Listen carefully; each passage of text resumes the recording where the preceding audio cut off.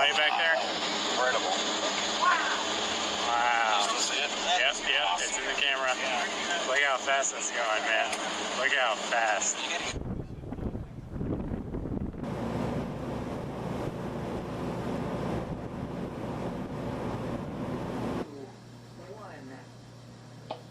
Launch. We have a liftoff.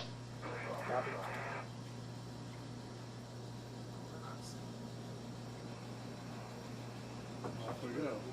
I got it? Okay, thanks.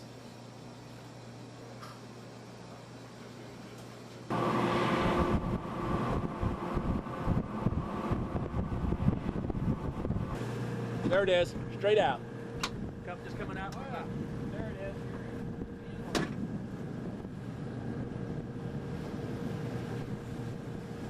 I lost it. They're going to reappear up here somewhere.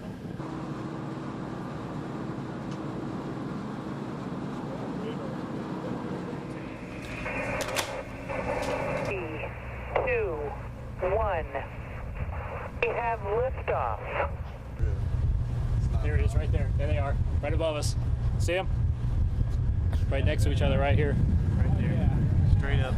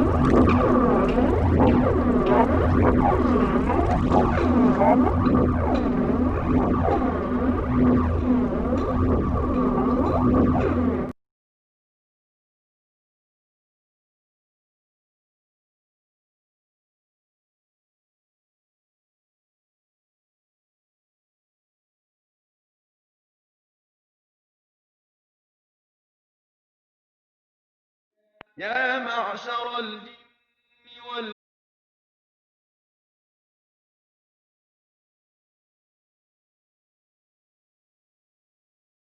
والأرض فانفذوا لا تنفذون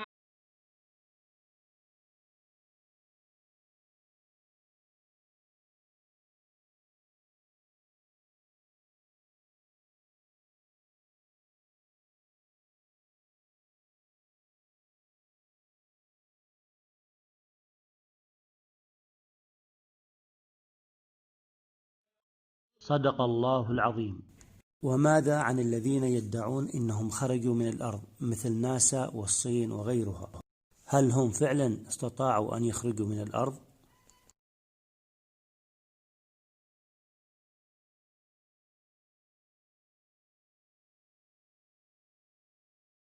Now, one thing I really want your generation to embrace is that the Earth is a closed system. We cannot leave the Earth. There's no place to go. There's no place to throw your trash.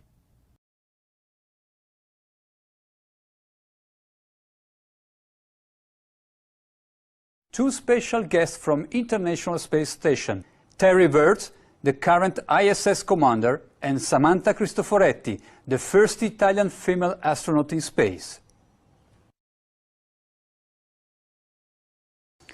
And what comes after the International Space Station once its mission is over? How do we ensure the presence of humans in space?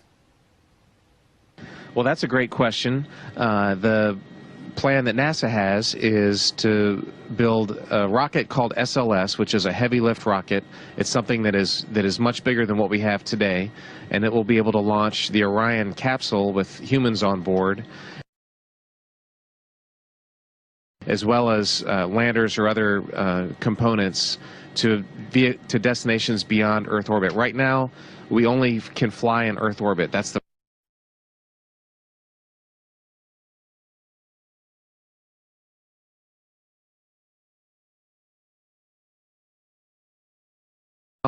we only can fly in Earth orbit. That's the farthest that we can go. And this new system that we're building is going to allow us to go beyond and hopefully take humans into the solar system to explore. So the moon, Mars, asteroids, there's a lot of destinations that we could go to. And we're building these building block components in order to allow us to do that eventually.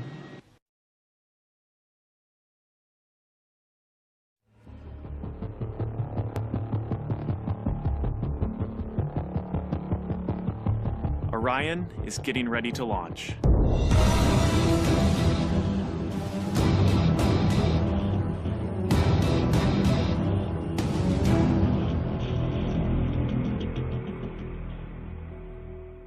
My name is Kelly Smith, and I work on navigation and guidance for Orion. Orion is NASA's next-generation spacecraft. Built with versatility in mind, it can take astronauts deeper into space than we've ever gone before, to an asteroid or even onto Mars. For these missions, Orion has to be one tough spacecraft, withstanding high speeds, searing temperatures, and extreme radiation. Before we can send astronauts into space on Orion, we have to test all of its systems. And there's only one way to know if we got it right. No astronauts will be aboard. The spacecraft is loaded with sensors to record and measure all aspects of the flight in every detail. It all begins with launch, aboard a Delta IV Heavy. As the spacecraft and the upper stage begin their first lap around Earth, Mission Control in Houston is monitoring the progress of the flight. Orion's over 100 miles up and going about 17,000 miles per hour. Just as it passes over the Indian Ocean, we lose communication. As we get further away from Earth, we'll pass through the Van Allen belts, an area of dangerous radiation.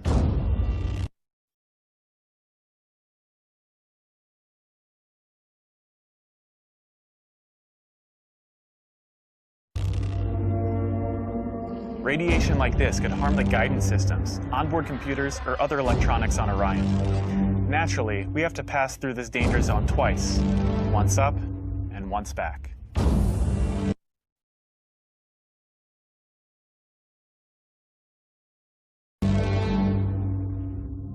But Orion has protection. Shielding will be put to the test as the vehicle cuts through the waves of radiation.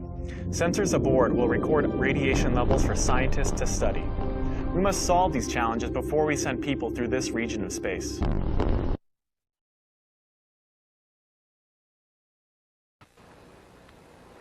All right, we now have a picture from Apollo 11, so let's go to Houston for the conversation between the spacecraft and Houston, and we'll see these pictures. There's the Earth. The Earth from 130,000 nautical, or about 149,000 statute miles.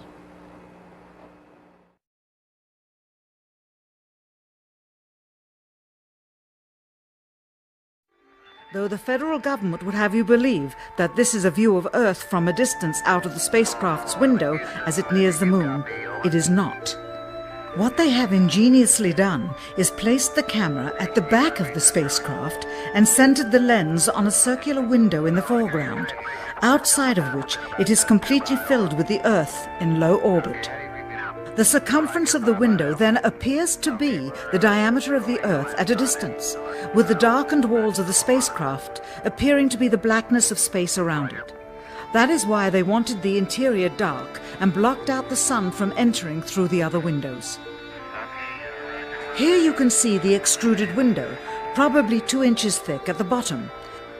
This is because the Earth's shine is coming in at a downward angle. It also causes the Earth to appear to be an irregularly shaped circle, for you are seeing the outside of the window at the bottom and the inside of the window at the top, which together form 2 different sized halves of a circle. Subsequently, this take was never used. As they perfected the shot, a crescent-shaped piece of black material was inset slightly into the window to create the illusion of the Earth's terminator line dividing night and day. It is uncannily convincing. During this segment, intended to be edited and played back later for the worldwide television audience, dated July 18, 1969, Neil Armstrong condemns himself as he states that he is 130,000 miles out, or halfway to the moon. As the NASA flight log also states on this date, when he is in reality in low Earth orbit of a few hundred miles.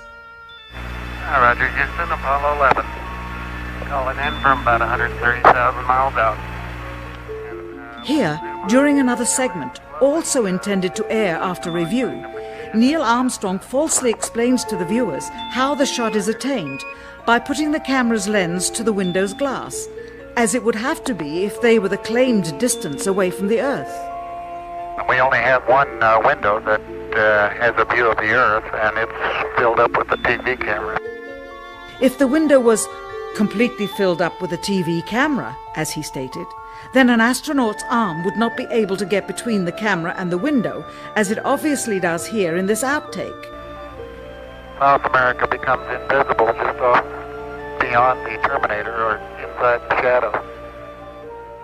You can also notice how the astronaut operating the camera reacted to the mistake by attempting to pan away from it. Blue cast. See white bands of major cloud formations across the Earth. This is a segment that they believed wasn't even being recorded, much less suitable for broadcast, for the lens was being zoomed out and the scene was being changed to that of an interior of the astronauts at work, and apparently the stop button popped back up on the recorder without notice. Here is the diffused work light that they used to see camera controls, but not throw light onto the spacecraft's wall. Here they remove part of the crescent insert.